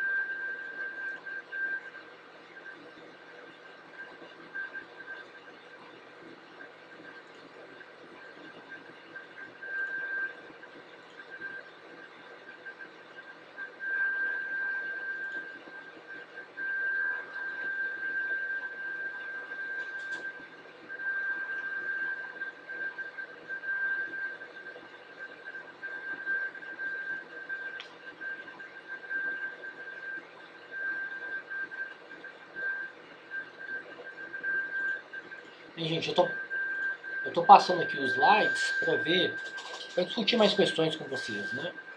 Vocês têm dúvidas sobre os textos, sobre os slides? Alguém quer falar? Pode falar, fica à vontade, tá? Cadê vocês? Cadê o Alexis, a Alessandra, a Ana, o Bernardo, o Davi, Professor, Débora? Pode falar. eu só queria pontuar uma coisa sobre o turismo virtual que a gente estava falando, né? E assim, eu posso estar bem errado, mas para mim uma das definições de turismo, até quando você perguntou, eu pensei, é justamente uma fuga da realidade, você escapar da rotina, né? Isso está muito ligado ao turismo de massa, né? Você você tem o tempo de férias, você não viaja as férias todas porque é muito caro, mas você pega aí 5 dias, talvez uma semana, ou às vezes até um final de semana, e você foge daquele lugar, do convívio que você tem habitual, né, e vai para um lugar totalmente novo. Então, pode, né, para mim, o turismo está muito ligado a isso, né, você escapar da realidade da tua rotina. E o turismo virtual, apesar dele democratizar, né, e ser muito bom, ele não permite isso, né, você fica em casa, né. Sim, na verdade, tem várias experiências de turismo de realidade ampliada, né? Você pode ir, por exemplo, para um totem, um ambiente que isola o ambiente, você pode algumas experiências de turismo de realidade ampliada, você tem acesso a som, você põe um óculos, então você pode fazer em casa, mas você também pode fazer no equipamento cultural da sua cidade, por exemplo. Sim. Você pode ir conhecer Lascaux, né, que você não sabe nada, nunca viu pintura rupestre, né? Tem no Piauí, tem um Parque Nacional da Capivara, no Piauí, que também tem famoso... Museu do Índio Americano, professor. Na Serra da Capivara, isso, da Serra da Capivara, isso. Lá, que é aquela professora da USP, que é riquíssimo lá também. E aí você não vai ter acesso, porque é muito caro viajar para o Piauí, porque lá é uma região muito remota. Então, se você tiver acesso a uma experiência de turismo de realidade ampliada, você pode ter uma imersão na história daquela pintura rupestre, na história daquele território, na história daquela população que viveu lá 50 mil anos atrás, sei lá, 35 mil anos atrás. Professor, antigamente, também não sei como é que está agora, porque teve incêndio, mas antigamente eu fui no Museu da Língua Portuguesa. E lá também tinha uma experiência de, por exemplo, juntar partes de palavras e formar uma nova palavra. E era muito interessante, era uma mesa que você tinha que pegar a palavra e outra pessoa pegava outra parte da palavra e juntava. Aí dava uma palavra e eles davam um conceito daquela palavra. Foi muito interessante na época. Depois que teve incêndio, não sei como é que, nem se essa parte está, né? E tinham outras partes de realidade tanto aumentada quanto de realidade virtual, né? Era muito bacana, pelo menos é. Fica parecendo que é coisa de criança, né? Fica parecendo que é uma experiência mais pobre, mas não é. Depende do nível de imersão que ela propicia, que ela possibilita. Você pode colocar um fone, você pode colocar um óculos, né? Um óculos para dar uma sensação de realidade ampliada. Você pode estar num ambiente controlado, que controla a temperatura, controla o som também. Você pode estar isolado, isso que eu quero dizer, né? Você tem cinemas que fazem isso, tem algumas salas de cinema que dão essa sensação de realidade ampliada. Assim, né? Vem um vento. Mas parece coisa de criança, mas não é. Né? Porque a gente não conhece ainda, é algo muito novo ainda, né? Mas pode ser uma experiência muito rica, né? Eu acho que o Museu da Língua Portuguesa, eu acho que já reinaugurou, acho que já reabriu. É lá na Estação da Luz, né? Lá em São Paulo. Exato. É perto da Pinacoteca. Perfeito, lá mesmo. Eu fui lá na Pinacoteca. A última viagem que eu fiz foi para São Paulo. Eu saí de casa, né? E eu fui na Pinacoteca, e uma viagem, é riquíssimo ir lá, né? Foi um ganho, assim, foi fenomenal, né? Para o meu filho, ir para São Paulo é como estar em Belo Horizonte. Eu falei, eu vou pro mesmo lugar. Se você está me levando para o mesmo lugar, ele ficou indignado, né? Aí eu dei um cascudo, né? Falei assim, deixa que ser ignorante, né? São Paulo é muito maior que Belo Horizonte, tem muito mais história que Belo Horizonte, é muito mais complexo, muito mais rico que Belo Horizonte, é muito mais heterogêneo, né? Então, São Paulo tem o bairro dos bolivianos, tem o bairro judeu, tem o bairro japonês, né? A gente levou ele lá na Liberdade, né? Então, tem mais coreano hoje em dia do que japonês. Então, aí eu dei um pocão, né? Falei assim, é uma besta quadrada mesmo. Aí depois ele descobriu, né? Ele é uma besta quadrada, mas ele descobriu que São Paulo é muito mais rico do que Belo Horizonte, né? A Paulista, a riqueza de culinária em São Paulo. A gente comeu comida árabe, comida japonesa, comida italiana, né? Porque o paulista adora pizza. Conhecemos os bairros, né, de etnia, né? Eu tenho conhecidos em São Paulo que me deram dicas, né? Eu não conheço São Paulo, só fui a trabalho. Foi a primeira vez que eu fui lazer. A última viagem que a gente fez foi em 2020. Então foi riquíssima. Ele ficou de cara, né? Depois que ele foi lá nos bairros, aí ele deixou de ser ignorante, tá vendo? Então a viagem é para isso, para a gente aumentar a nossa visão de mundo, né? Para a gente sair da nossa... Se você perguntar para uma criança, para um adolescente, ele só quer praia, não é isso? Viajar para ele é ir para a praia. Aí eu mostrei para ele uma viagem que não tem praia, não tem água quentinha, morninha, né? Você tem que ir além disso, né? Então você tem que... Isso que quem estava falando, do Davi, né? A gente tem que ir além do algoritmo, né? Tem que quebrar um pouco. Pô, você vai viajar para um lugar urbano que é poluído, né? Sim, é poluído, sim. São Paulo tem partes feias, tem partes poluídas, mas é riquíssimo, né? Tem a maior população japonesa. Se o Japão acabar, por exemplo, tudo bem. A quantidade japonesa em São Paulo já dá para fundar outro Japão, né? Outro país, né? A cultura, a religião, a comida. Estou brincando, né? Mas tem muitas etnias, né? Você tem um fluxo migratório de nigerianos para São Paulo, de africanos, de países da África, de nigerianos, de bolivianos, de haitianos, de japoneses, etc. Né? Então é muito mais complexo Belo Horizonte. Né?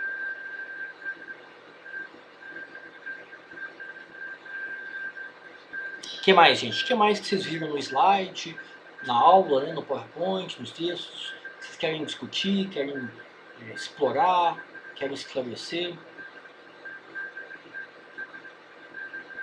Vocês têm que fazer perguntas, vocês têm que trazer discussão. Eu queria perguntar o que não é turismo de massa. O que não é considerado turismo de massa, mas mesmo assim é considerado turismo. Boa pergunta, hein, Davi?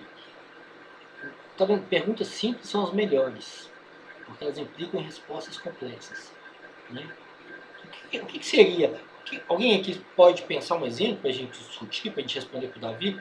O que seria uma experiência turística que não tem um fluxo turístico grande, né? Que não é uma experiência de massa? Turismo espacial, turismo espacial, por exemplo, ir para o espaço? Turismo espacial definitivamente é um turismo elitizado, né? Não é um turismo de massa. Né? Mas o que mais, gente? Eu posso dar um exemplo? Claro, Evelyn, pode falar. Eu acho que nesse caso de turismo que não seja de massa, eu também tive esse mesmo questionamento e eu comecei a repensar no conceito que a gente discutiu acho que na primeira aula, né, na questão da autenticidade. Então acho que vai muito para esse campo. Um turismo que me vem à mente agora é o turismo que eu não me lembro exatamente o lugar que fazem isso. Eu acho que é na Europa. Mas pessoas com um grande poder aquisitivo pagam para viajar de caça, né? E chega a passar da camada, acho que é quase que da estratosfera, né? Eles conseguem passar assim, de uma camada do céu muito alta. Sim. E é um turismo muito elitizado, mas é um turismo que uma espécie de turismo espacial, é isso, né? É quase que isso mesmo, Entendi. É uma viagem de caça, né? Entendi. Mas isso é muito elitizado, né? Isso aí é para meia dúzia de pessoas. Eu nunca vou fazer isso, né? Então, eu não sei. Eu dei esse exemplo, eu não sei se pode não ser considerado como massa. Eu acredito que não seja, né? Por justamente ser elitizado. Sim. Mas o que mais? Qual outro exemplo que vocês consideram que é um... Qual que é a questão do turismo de massa? Pode falar, Vanessa.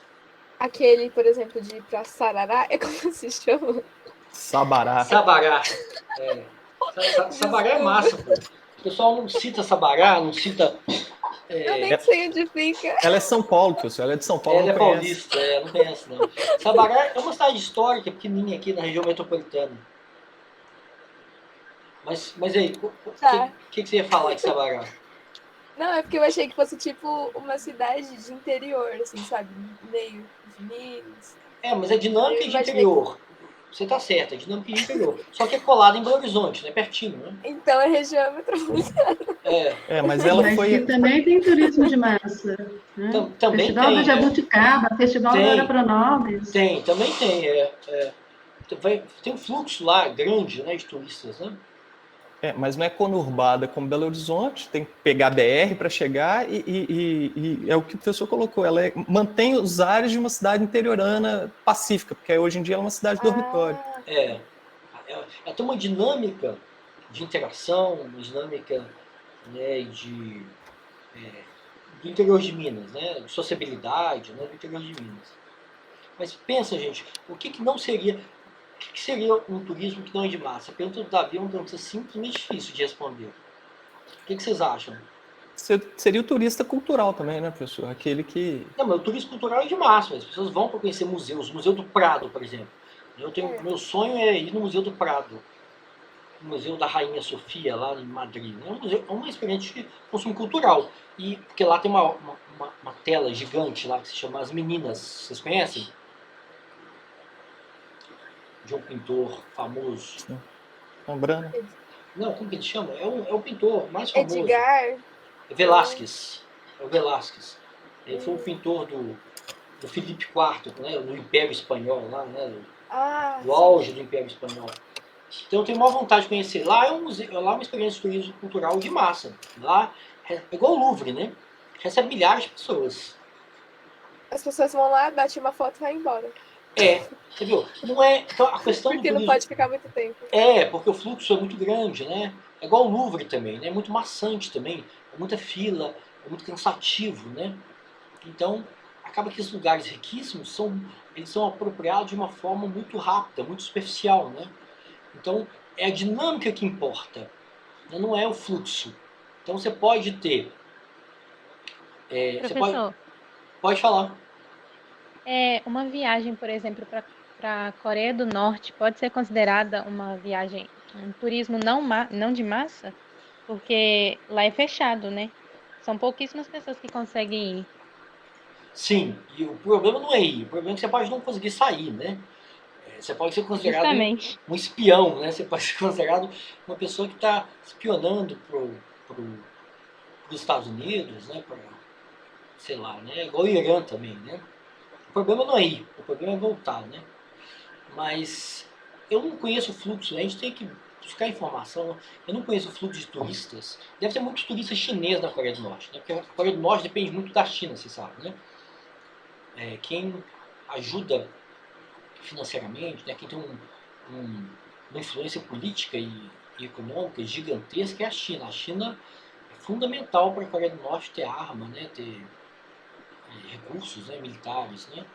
Então, de repente, se você for chinês, você consegue ir na Coreia do Norte, né? Agora, um americano na Coreia do Norte é muito louco, né? O cara tem que ser muito corajoso, né? Turistão lá.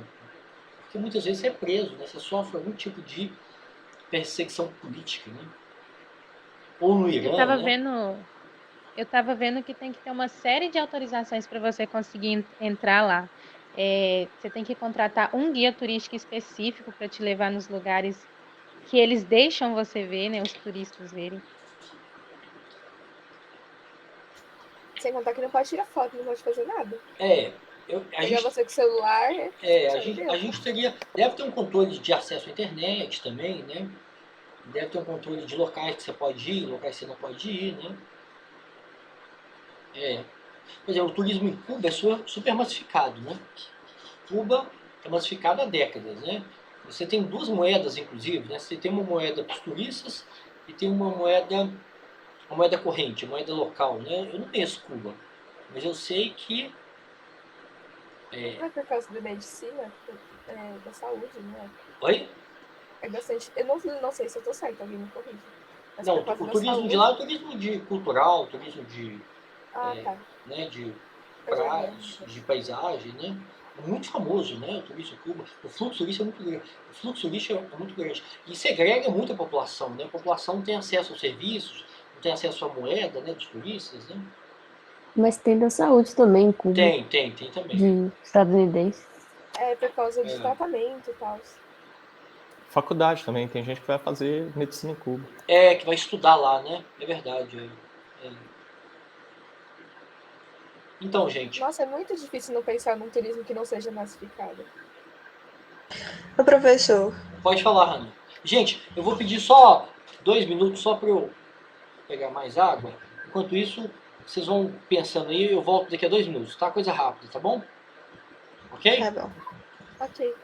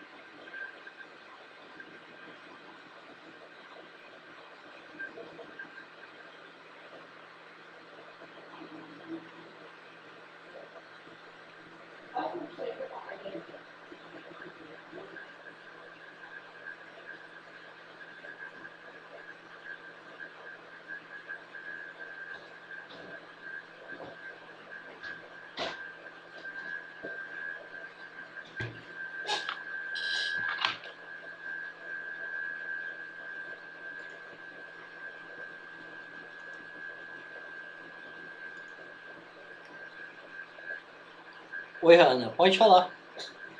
Voltei. Pode falar, Hanna.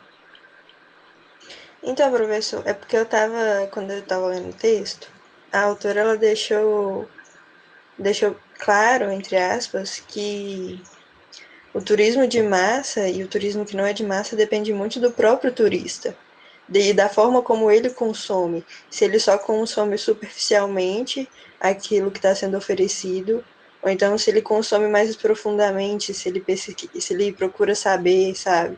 Então, tipo, eu acho que é muito difícil a gente classificar um turismo que não seja de massa e um turismo que é de massa. Porque, pelo que eu entendi, depende muito da própria pessoa que está viajando e consumindo aquilo. Sim, depende da dinâmica da experiência turística. Isso que é importante deixar claro aqui. Né? A dinâmica, se ela for uma dinâmica que segue roteiros muito rígidos, que visita os mesmos lugares, cartão postal, né? A Praça da Liberdade, a Pampulha, se o turista não interage com a população local, se o turista não tem tempo para se apropriar da história, da cultura daquele território, ou de parte daquele território, daquele equipamento cultural, se ele segue um circuito, um roteiro muito rígido, com horários muito rígidos, né? Então, esse turismo é um turismo mais ele é alienado, um turismo, uma experiência turística alienada, superficial. Né? E um outro turista de massa pode ter uma imersão. Então, o turismo de massa não é necessariamente gera padronização, gera esse empobrecimento da experiência turística ao entretenimento. Né? Ele não necessariamente depende da dinâmica da experiência turística. Esse é o ponto. Então, isso que o Davi chamou atenção é muito importante. O fluxo turístico, à medida que a experiência turística é democratizada, à medida que isso vai se consolidando nos países, né, você tem grande parte da população que vai ter experiência turística. As pessoas vão viajar para o Nordeste, vão viajar para o para Gramado, igual vocês falaram, Gramado, Nordeste, Manaus, né? E aí parte delas vai viajar para o exterior, para Nova York, para Londres, para Roma, igual vocês citaram. Mas a dinâmica da experiência turística pode ser padronizada, restrita a um roteiro rígido, sem contato com a população, sem interação, só sendo atendido por trabalhadores dos serviços turísticos, né? Ou pode ter uma imersão, pode ter uma apropriação. Essa que é a diferença. Agora, o fluxo turístico, ele tende a ser democrático, ele tende a se democratizar, ele tende a se massificar, né? Professor, então quando você tem um transatlântico que para lá em Veneza e desce aquela horda, literalmente, de pessoas e fica 6 horas, 4 horas que seja, e volta para o navio e vai para o próximo porto, isso não seria turismo de massa, uma vez que elas teriam contato com a população? Não, elas não têm.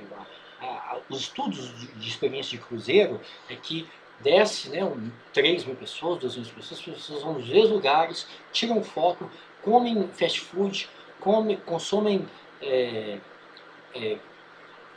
lembrancinha chinesa, né, e voltam para o navio, né? Então é uma experiência de turismo, é um turismo de massa e um turismo extremamente padronizado. Mas elas não teriam esse guia, elas não teriam só o contato com os profissionais, porque elas estariam livres para ir onde elas quiserem. Aí entra a questão da idiosincrasia de querer ou não ir em determinado local. Né? Mas a dinâmica desse cruzeiro é muito curta. As pessoas não conseguem se deslocar pela cidade, não conseguem conhecer a cidade. Entendeu? O tempo é muito regrado. As pessoas querem mais ou menos a mesma foto, elas querem o mesmo monumento. É tudo muito padronizado, entendeu? Então a capacidade de interação do indivíduo com o lugar que ele viaja, o lugar que ele visita, vai diferenciar ele de um turista de massa para um turista engajado. Não, turista é uma experiência... Não vamos estereotipar o turista, né? São experiências turísticas, são mais ou menos padronizadas. A gente vamos pensar numa escala, uma gradação, né? Você tem uma experiência aqui muito rígida, o horário de chegar, o horário de sair, os lugares que você pode visitar, né? O guia que te traduz para você aquela cultura, né? Você não fala aquele idioma. E você tem no outro polo, quando o turista tem autonomia, tem liberdade. Ele pode ficar 1 dia, 2 dias, 1 hora, 8 horas no local, que ele tenta interagir com a população local, que ele interage, né? Que ele muda o roteiro dele. Então, a questão não é o turismo, a questão aqui a discussão aqui é a democratização. A democratização é um processo estrutural, de longo prazo, que cada país tem o seu ritmo, às vezes o país avança, às vezes retrocede. Então, isso são variáveis estruturais, sociológicas, macro-sociológicas, né? Isso é positivo, né? Ao mesmo tempo, o mercado, os turistas, as próprias políticas públicas tendem a pegar essa expansão dessa inclusão na experiência turística e tendem a padronizar, deixar ela unidimensional, né? Porque isso gera mais lucro, porque isso facilita o tempo do turista, etc. Né? Tem razões mercadológicas aí. E de previsibilidade também. Às vezes o turista quer previsibilidade, não quer ter nenhum tipo de conflito, de risco. Então, aí uma certa passividade do turista. Entendeu? Então, a democratização massifica. Agora, a democratização não necessariamente vai gerar experiências turísticas padronizadas, né? Que esgotam a experiência turística ao entretenimento, né? Que vão tolir a autonomia e a liberdade do turista. Não necessariamente. Né? Tem-se aqui o mercado, a configuração do mercado, a configuração do turista, as demandas do turista tendem a moldar uma experiência rígida, uma experiência mais padronizada, uma experiência mais lucrativa para as empresas, né? Aí você tem mais voo, mais bilhete, mais pacote, ou seja, tem-se, né, tem uma dinâmica complexa, na verdade, né, que vai gerar esse turismo mais padronizado. Por isso, gente, que a gente tem 2 aulas sobre cada tema. Se vocês olharem a ementa da disciplina, a gente tem uma aula, a primeira aula de turismo de massa, que é uma aula expositiva, que eu uso o PowerPoint, que eu discuto, que eu puxo vocês. E a segunda aula é a discussão de texto, a discussão da síntese que vocês fizeram da aula que eu dei e dos dois textos. Que aí vocês vão discutir mais. Então, a dinâmica didática, né, da disciplina implica uma participação maior de vocês na segunda aula. Na segunda aula vocês leram os textos, vocês fizeram a síntese, vocês já me enviaram a síntese da aula e a síntese dos textos. Então, vocês, na primeira aula vocês são mais alienados, passivos, né? Alguns alunos participam mais, o que é ótimo. Na segunda aula eu espero mais participação de todo mundo. Porque vocês já tiveram aulas positivas, a gente já discutiu o PowerPoint, vocês já fizeram a síntese da aula, já fizeram a síntese do texto 1, já fizeram a síntese do texto 2. Aí a gente vai poder fazer conexões entre o tema dessa aula e o tema da próxima aula, que é a discussão sobre a autenticidade. Vai poder fazer conexões com o tema da aula sobre turismofobia. Né? Então, a aula 1, vocês ainda estão crus, vocês são turista alienado. Na aula 2, vocês já tem uma imersão no tema. Vocês já são aquele turista raiz, né? Turista que come salame, tá bom? Primeiro, aquele turista neófito, turista Nutella. Depois, o turista Professor, que tem uma imersão nos temas. Pode falar, Evelyn. eu tenho uma pergunta em relação aos trabalhos. Pode No fazer. caso da síntese da aula, não tem problema, né, da gente acabar sendo, às vezes, até um pouco redundante em relação às outras sínteses, porque os assuntos estão tão interligados, a gente vai acabar Mas na verdade, interligando no próprio texto. na verdade, a discussão da aula enriquece. Né? Então, a discussão da aula vai além dos textos. E segundo, que vocês são... Aqui tem 28 indivíduos, né? 28 indivíduos que têm trajetórias distintas. Tem trajetórias que são... cada um de vocês tem uma trajetória idiosincrática. Tem, alguns estudaram hotelaria, outros nunca viram turismo, outros são mais novos, outros são mais velhos. Então, na síntese, vocês vão colocar a bagagem de vocês. Né? Alguns são muito crus, têm 18 anos, outros têm que ter mais experiência, têm 30 anos, outros têm mais experiência ainda. Então vocês vão trazer discussões e vão dar ênfase em partes da aula, partes do texto, que tem a ver com a bagagem de vocês. Né? Então vocês não são robôs, não. Ainda não. Né? No futuro, talvez todos sejamos androides, não é isso? No futuro a gente vai ter uma interação corpo biológico e a máquina maior. Mas então vocês vão trazer as idiosincrasias, a bagagem de vocês, né, e vão dar destaque a questões que cada um de vocês acha mais relevante, em um texto, no outro, na aula. Entendeu? Não, sim, é que eu não quis espero dizer trabalhos iguais, não. Se vocês copiarem é que eu todo quis dizer mundo, assim, aí sim. pode ter uma interligação entre os conceitos dos textos lidos, é isso que eu quis dizer, na síntese da aula. Pode, claro. Tá bom. Mas se todo mundo enviar o mesmo texto, eu vou achar que vocês são robôs, né? Não. Cadê a idiosincrasia de vocês, né? Cadê as características, né, de cada um? Uma é paulista, né? Uma fala porta, né? Uma é corintiana, o outro é atleticano, né? O outro é flamenguista. Flamenguista é foda também, né? Flamenguista tá ganhando tudo, né, cara? Tá foda. Então cada um de vocês vai trazer ênfase, vai destacar questões diferentes, né? Mas também vão ter questões comuns, né? Que todo mundo vai passar, né? Ok, gente? A gente falta 1 minuto para a aula terminar. Eu sou pontual. Eu gosto de começar 10 para as 8 para abrir a sala e gosto de terminar na hora. Então, vocês têm... Acabou, gente. Tô brincando. Acabou, deu 11h30 aqui e encerrou. É igual psicanalista, né? Deu um horário, a gente fecha a sessão. Acabou. Alguém tem mais alguma questão? Alguém tem mais alguma dúvida? Então, para a aula que vem, vocês têm que me enviar a síntese, né? A síntese dos textos 1, do texto 2, da aula, e vão participar mais. Eu vou cobrar, eu vou chamar aqui a Ana, chamar o Fernando, a Gabriele, a Glauci, né? As Isabelas, né? A Jéssica, o João, o Luiz Paulo, o Marco Antônio, a Maria Clara, a Rebeca, a Selma. Tá bom? Vou chamar todo mundo aqui que está participando um pouco. O Alexis, a Alessandra. Tô liberado da próxima aula então, né? Não, você pode participar. Pra caramba. Não, pode participar. É fundamental. Fundamental também. Puxar ideias, puxar questões, né? Você, a Vanessa, o Davi, e o Marco Antônio também falou, a a Hannah, a Evelyn, né? Eu não vou lembrar de todo mundo aqui, mas é fundamental vocês participarem, tá bom? Então a gente pode encerrar ou vocês têm questões, dúvidas? Deixa eu só perguntar, no curso a gente também vai viajar? Vai. Tudo virtualmente. Virtual. Tudo virtual. É de grátis, tá?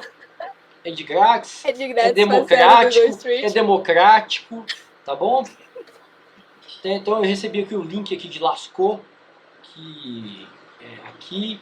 Eu recebi aqui o link da Anne Frank, da casa da Anne Frank. Eu recebi aqui o link... Ah, e essa é legal, senhor, porque é uma visita guiada.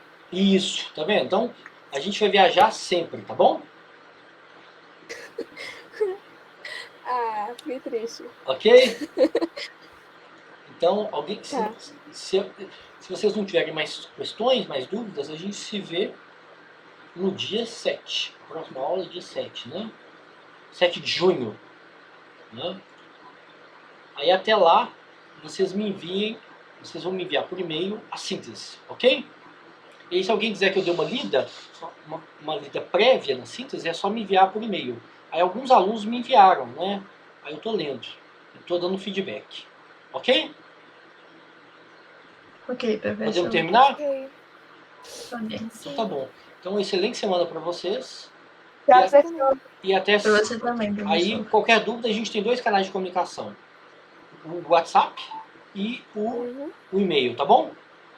Tá. Pode mandar carta também, mas eu vou demorar a responder, tá bom? Se for nos correios daqui, você vai... Vou demorar a responder. Então, boa semana para vocês, gente. Tchau. Boa semana. Tchau. Um abraço. Tchau, professor. Tchau.